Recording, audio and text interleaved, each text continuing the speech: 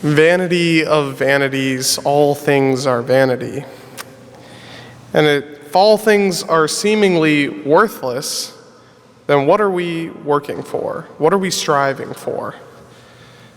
All of the readings today that we have are pointing towards this idea of examining our lives and preparing us for the inevitable moment when we all have to be held accountable for all of our actions. That moment when we come before the Lord and He shows us all the good things that He did for us, all of the blessings that He sent us, and asks us a simple question: what did we do for Him in return? And I've always been struck by the really strong language that our gospel uses today, where this man has so much that he decides that instead of donating any of his excess so that he can store it in his normal barn, he decides to tear down his normal barn to build a larger one so that he can store everything that his land produced. His land, which was given to him by God, the harvest was a blessing to him by the Lord. And so God says to him, "You fool, this night your life will be demanded of you, and the things you have prepared, to whom will they belong?" And it not only reminds us just of how sudden our lives can end, but makes us question, am I prepared for my life to end? Tomorrow is never promised. We might live a certain way right now because we think we have plenty of time to eventually do all the things that we say we're putting off. Things like maybe making amends with that person that we wronged, or maybe waiting for the one who wronged us to make amends. Things like doing whatever we can to get ahead in life and make time for our family and friends later. Or, worst of them all, to be honest, live how I want right now, and I'll turn my life around and maybe get holy closer to when I die. We hear lessons on preparing ourselves for the judgment all the time, like the lesson, store up for yourselves treasure in heaven, avoiding the cautionary tale of this guy in the gospel who only stored up treasure for himself here on earth and then was greedy of his treasure on earth.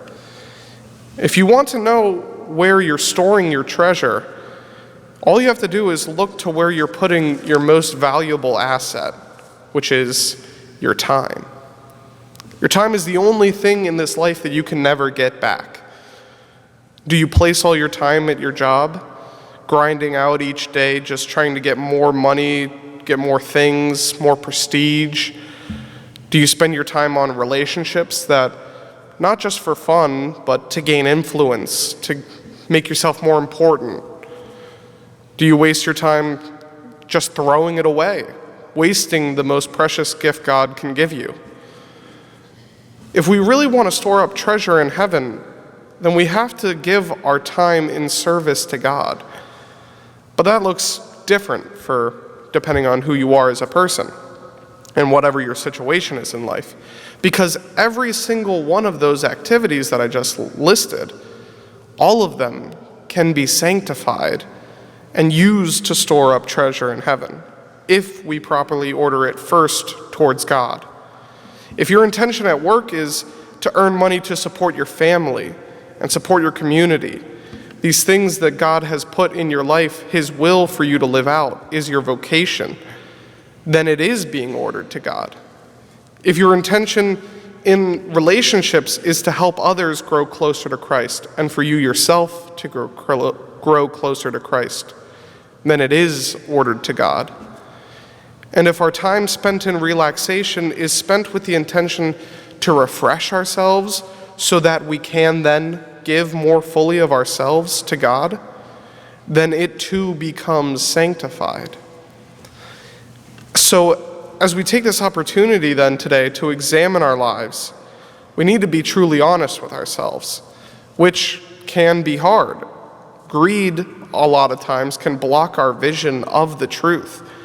The devil wants to keep us trapped in our sin and not see these areas that, maybe we're being a little greedy in. Maybe we've put a priority ahead of God in some areas. but our greed can sometimes block that vision. And so we have to turn to the Lord and ask him, help us enlighten our minds to help see the part that we're still holding on to, the part that's difficult to give up, that last little bit that we've been holding back from God, saying, Lord, I don't know if I'm ready to give this all to you yet. Ask for the strength to surrender it to Christ. And you will be surprised to see the incredible ways that God can help you. And then you will truly be storing up for yourself treasure in heaven.